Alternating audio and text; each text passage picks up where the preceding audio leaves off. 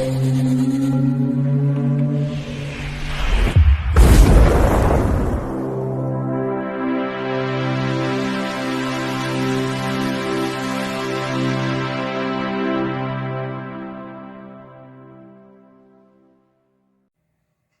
back, it's me Ian, and in today's video, well, I'm continuing my look at classic Doctor Who, and this is The Romans from 1965. Now previously we had The Rescue, and the next one will be The Web Planet, and this is from season 2. And it consists of 4 episodes. Episode 1, The Slave Traders. Episode 2, All Roads Lead to Rome. Episode 3, Conspiracy. And Episode 4, Inferno. So these were transmitted from the 16th of January to the 6th of February 1965. And it's written by Dennis Spooner, who is also the script editor, and contributed 21 episodes. Yes, 21 episodes to this second series. Or season, whatever you want to call it. Now, it's directed by, well, Christopher Barrett, who directed 10 stories. That's 10 stories, a great contributor to Doctor Who. The music is, as usual, by Raymond Jones. So we'll go through the cast. We've got William Hartnell playing the First Doctor, William Russell playing Ian Chesterton, Jacqueline Hill playing Barbara Wright, and we've got Maureen O'Brien who plays Vicky. So we've also got Derek Francis playing Nero. Now, Derek Francis was an incredible career, really. I mean, this is fantastic. This is again the caliber that Doctor Who attracts. Now, these are some of the highlights. These are just highlights, and there's a lot that I've not covered. But we start off with a film that, in this another coincidence, a film that I have watched a couple of days ago, which is The Criminal from 1960, starring the wonderful Stanley Baker. Brilliant actor. And guess what? Another coincidence. The next film he was in was No Love for Johnny, which is a film that I, again, have just watched recently. I don't know how karma or fate brings this about, but here we are. And that is from 1961. Just one of those things. Great films as well. No Love for Johnny is a political film as well. It's really good. It's excellent. Then we've got Captain Clegg, 1962. What can I say about Captain Clegg? Peter Cushing, say no more. Then he was in Ring of Spies, 1964. He was in Rasputin the Mad Monk, 1966. A Hammer classic. It is brilliant. He was also in Carry On Doctor. Here we are, Carry On Doctor, 1967. Carry On Camping, 1969. Oh, wow. Carry On Camping, one of my favourites. And he was also in Carry On Loving, 1970. He was in Scrooge, the 1970 version, which is superb, one of my favourites. Carry On Henry. Wow. He was in that, 1971. Carry On Matron, 1972. See a theme here. Carry On Abroad, 1972. And then, I think this really just is fantastic. He was in To the Devil a Daughter, 1976, which is the last sort of Hammer film of that particular run of films, right from the late 50s, right from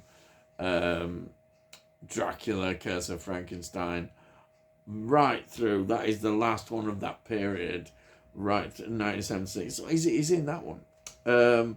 Then Jabberwocky, which does come up a few times, I've seen, and The Wicked Lady, 1983. So, some great roles there, and this is Derek Francis. He's brilliant as well, absolutely brilliant. Then we've got Peter Diamond, who plays Delos. Again, another interesting actor who was also a stuntman. Yes, a stuntman. Brilliant. He goes back, right back to, the Dam Busters. Wow. He was in the Dam Busters. That's 1950. He was in Circus of Horrors, 1960. He was in The Gorgon, another Hammer classic, 1964. He was in The Plague of the Zombies, 1966, which is a brilliant Hammer film, which I think is quite underrated, and it's superb. That it's the only time Hammer did zombie films, and it is brilliant. 1966, yes. Star Wars, 1977. The Empire Strikes Back, 1980. Superman 2, 1980. Raiders of the Lost Ark, 1981. Return of the Jedi, 1983. So, wow, all that Star Wars stuff. He was in Highlander, 1986. And another one that you love, I'm sure, Indiana Jones and the Last Crusade, 1989. Wow, Doctor Who gets them all, doesn't it? Absolutely brilliant. So, his career really moved on, didn't it? I mean, from this 60s Doctor Who appearance. Wow, it's great, isn't it? Working in the 60s, into the 70s, into the 80s. Fantastic. So, that is the cast. And well, what is this story about? Well, the hint might be in the title. Yes, we're back in the Roman times. And this is great. The remit, of course, with Doctor Who in this period is that the historical episodes are important. They were seen as laying important sort of educational thing originally, but of course that has kind of changed. But this story, it starts where they land in Rome. They're all excited about gonna be in Rome, and they're actually gonna stay. They stay there. They love it so much. They stay there in this villa, and are enjoying this wonderful, restful lifestyle, and it's great. But then things change. They become involved in an investigation of a death of this musician who is to perform now this is the important thing, at the palace of Nero. Aha, Nero, the notorious Nero. Yes. And Ian and Barbara, unfortunately, as all this is going on, end up being captured by slave traders and sold as slaves. Or in Ian's case, it's going to be in the sort of, the arena fighting a lion like they did. The gladiators and the lions and all this. Oh, wow. Yes, that's... I love it. Absolutely. That is a storyline. And this storyline It's fantastic. This is, let's make no bones about this. This is a really great story. It is. It's a fantastic story, and also it's got a lot of humor, but it also shows you the other side as well. So you have humor, like for instance, you have a scene which is farce or like a farce where you've got Nero who takes quite a shine to Barbara. Oh, lovely Barbara, and there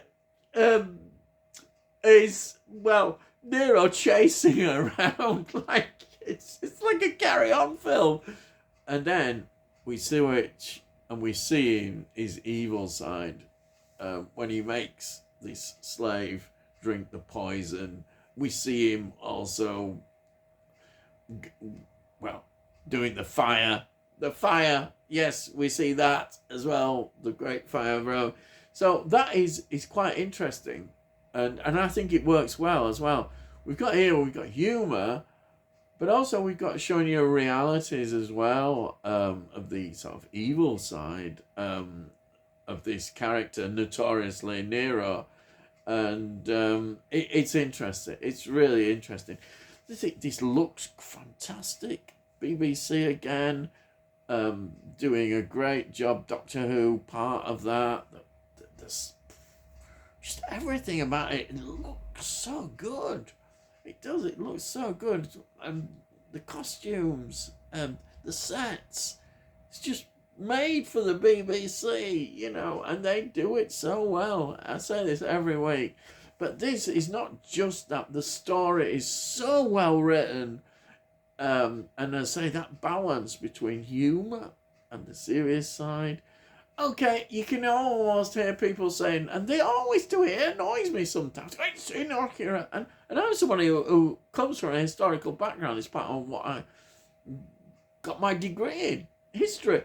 And it annoys me. This is entertainment. It doesn't matter if it's historically inaccurate. For goodness sake, this is just a great story, and there's a lot that is very true in it as well. There is so I mean, it doesn't matter, but I think it's a great story. I absolutely love it. I'd go to say this is one of the best historical episodes that Doctor Who ever did. Yes, even into the modern era of Doctor Who, this stands up so well. And Hartnell, people, I think sometimes I've been neglecting his performances. Hartnell is superb in this. His comic timing as well is that, as well as he's just great. He is. I know we talk. There's always a lot about Hartnell because of what he was like, and sometimes difficult. But also people forget that he had an illness as well, and that illness as he went on got worse. That's why in the end he had to leave Doctor Who because he couldn't do it. He couldn't remember his lines very well, and he always struggled. He did always struggle even in this era, but he did well. And he's in his element. You can see Hartnell's loving this. That's why it must have been so sad for him. He didn't want to leave, but he had to. This is Hartnell. When you think of William Hartnell as playing Doctor Who, think of this story. He's just loving it, and his performance is great, and as they all are. I think Ian and Barbara and Vicky now, they look working well together as well. It's great to watch. You can't really fault it in that sense at all. I absolutely love this, absolutely. And if you haven't seen it, why not? Go and see it, go and watch it, because if you want to look at the heart of 60s Doctor Who, here it is. It's here. It's brilliant. Oh yes, fantastic. Now, it got a VHS release in 1994, DVD release 2009, and a Blu-ray, of course, in 2022. And as always, I will show you We've got here the Romans. There it is. DVD. The back there. Some nice extras. A good documentary on here, which is expanded upon. And then look at this inside. Lovely illustration. Look at that. Absolutely. Lovely illustration. That leaflet. And the other thing, they always look good on my shelf when I see all this. Absolutely love seeing that on. And it goes in this box set. Yes? Fantastic. And then I'll just show this. I know I've been showing it. It's so precious because I say we're not going to get any Blu-rays for a while like this. There it is.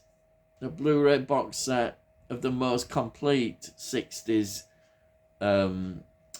series. Yeah, the second series is the most complete. There's the back again. It's a beautiful set. Highly recommended. Really, if you can get hold of this, get it. Get it. Yes. Oh, wow. And that's it. Yes. I hope you've enjoyed that. So if you've liked this video, enjoyed watching it, well, please give it a like. If you give this a like, it's good for my channel. It gets it out to YouTube and other people might enjoy it. And if you've got any comments, well, put your comments down. I love to read your comments.